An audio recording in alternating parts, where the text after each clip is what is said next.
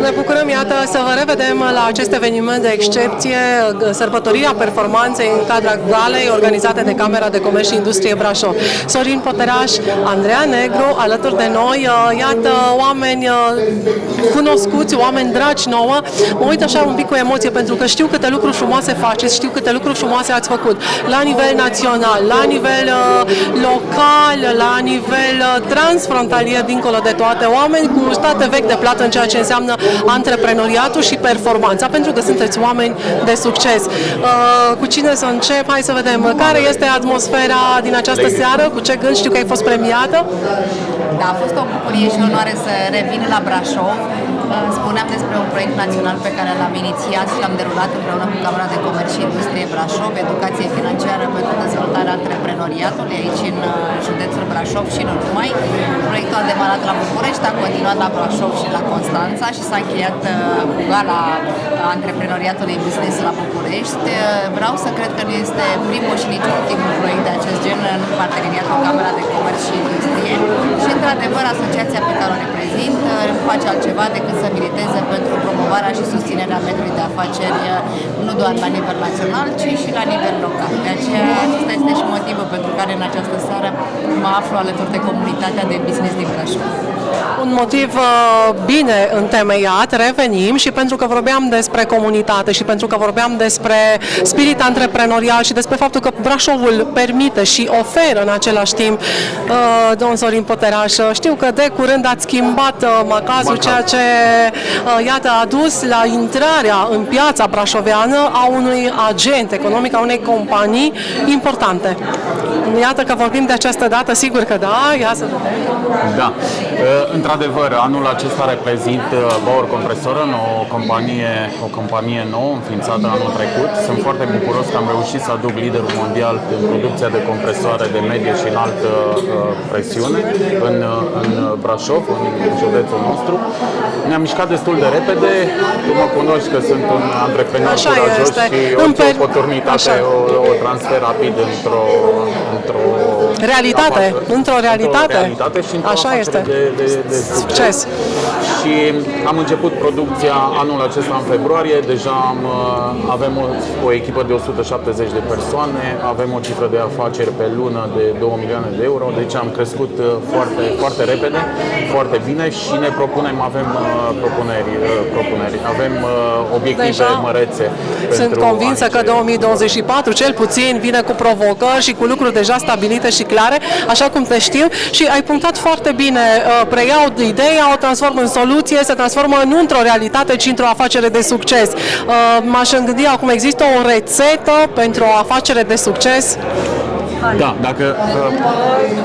Cred că rețeta afacerii de succes o ai aici în fața ta, reprezintă Sorin Poteraș, pentru că prin experiență, perseverență și profesionalism a dovedit într-un timp foarte scurt, nu din februarie până acum, sunt câte luni? 10, să zicem 9 luni. 9 luni, cât un bebeluș, exact. Să zic așa, a dovedit performanță și afaceri care a ajuns, a depășit câteva milioane de euro într-un timp foarte scurt, ceea ce asta reprezintă antreprenoriatul de succes în România, cred eu, și un model de urmat pentru ceilalți, pentru că, așa cum spuneam, e important să promovăm valoarea și puterea exemplului unei afaceri de succes, pentru că asta reprezintă pentru tinerii antreprenori, pentru cei care sunt la început de drum și de carieră, un ideal și un cel de a urma acest drum antreprenorial, care sunt convinsă că nu e ușor și n-a fost ușor, însă, repet, cu perseverență, dedicare, profesionalism, iată că rezultatele nu se lasă așteptate, chiar și într-un timp foarte scurt. Foarte scurt, așa este, a găsit o piață propice aici, cred că a contat foarte mult, a fost nevoie și mai mult decât atât, iată, o companie recunoscută la nivel european deja, nu vorbim despre Bauer? La nivel mondial. La nivel mondial chiar, iată, ceea ce probabil că a fost deja un pas înainte, așa, un supliment de viteză, să spunem, pentru dezvoltarea afacerii în Brașov. Am înțeles din câte știu povestea că a fost așa cumva o dorință a ta să se afle la Brașov această fabrică, cu riscul, poate că știm cu toții că forța de muncă este cum este, există un dezechilibru în această piață a muncii și că este nevoie de formare, așa cum spune prin cadrul proiectelor BATE, profesională continuă. Cum a fost? Și apoi discutăm ce înseamnă Înainte să-ți răspund la întrebarea asta, mă întorc la prima întrebare și anume rețeta noastră de succes mai cuprinde 3 ingrediente și anume o echipă foarte bună, am în spate sau am alături de mine o echipă extraordinară, avem produsele corecte, niște produse care ne reprezintă și credem și le facem la cel mai înalt nivel de calitate și bineînțeles îți trebuie și un pic de curaj în tot ceea ce faci și orice oportunitate să vii cu curaj, să o tratezi cum trebuie ca să ai o poveste de succes apoi. Uite, curajul, dar curajul să fie acea doză de nebunie, motorul care te mână înainte, dar la tine a venit la pachet cu expertiza profesională, cu experiența și cu tot acest know-how pe care l-ai avut, ceea ce te face să fii curajos, nu? Mă uit către... Evident, pentru că în antreprenoriat cred că cuvântul care definește orice antreprenor, indiferent de maturitatea la care a ajuns business-ul pe care îl conduce, este curajul. După cum spuneam, trebuie să ai curaj, perseverență, pentru că, așa cum spuneam, drumul către succes nu este un drum ușor, este pavat cu multe hopuri pe care ești nevoit să le treci.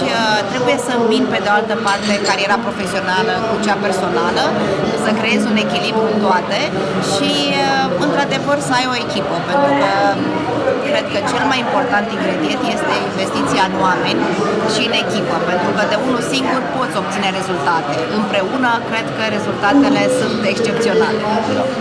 O întrebare care se adresează amândorura. Care este prețul acestui succes dincolo de afacere? Eu nu cred că succesul are un preț pe care noi nu putem să-l ducem, să spun așa. Orice succes vine la pachet, cum spuneam, și cu provocări, dar atât timp cât găsești echilibrul necesar între viața profesională și cea personală, toate lucrurile sunt posibile a fi realizabile. Se îmbină foarte frumos. Sorin? Este un efort într-adevăr din partea noastră, dar dacă faci lucrurile cu pasiune și îți place ceea ce faci, vin rezultatele neapărat. Și totodată probabil și ceilalți, familia, aici mă gândesc la familie, susțin probabil această cursă nebună pentru că văd satisfacția pe chipul vostru, văd rezultatele, văd iată premierea, văd performanța și atunci cumva e un bine care se extinde dincolo de companie, nu-i așa? Un gând pentru tineri antreprenori să-și urmeze visul, să creadă în ceea ce doresc să facă, să nu facă un pas înapoi atunci când dau de greu, ci dimpotrivă să facă 2 pași înainte și cred că să urmeze exemplul oamenilor care au ceva de arătat și exemplul lui Sorin aici e unul elocvent.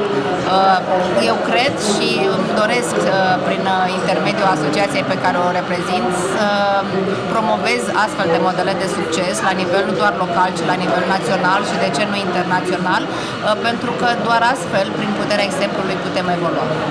Foarte frumos ai spus, Sorin. Totuși, știu, Andreea te-a lăudat, noi te lăudăm, te iubim. Ce ai putea să transmiți tu? Probabil mulți o să spună, da, e ușor, dar celor care vor să se apuce, celor care au avut piedici, celor care probabil simt acea dificultate. Eu rămân pe drumul pe care l-am spus și mai înainte. Mergem cu curajul înainte. Trebuie să aibă curaj și trebuie să aibă idei. Și odată ce astea două vin mână în mână, automat iese ceva bun. Nu există. Iată, vă mulțumesc amândorura, vă doresc succes și să dea Dumnezeu să aduceți în comunitatea brașoveană proiecte frumoase, astfel încât să avem o comunitate și să le dezvoltăm pe cele actuale, să veniți cu implementare, să creați locuri de muncă, pentru că cu siguranță avem ce povesti. Comunitatea brașoveană are nevoie de oameni ca voi, are nevoie de modele și sunteți o sursă de inspirație. Vă mulțumesc și vă doresc mult succes în tot ce faceți. Mulțumim!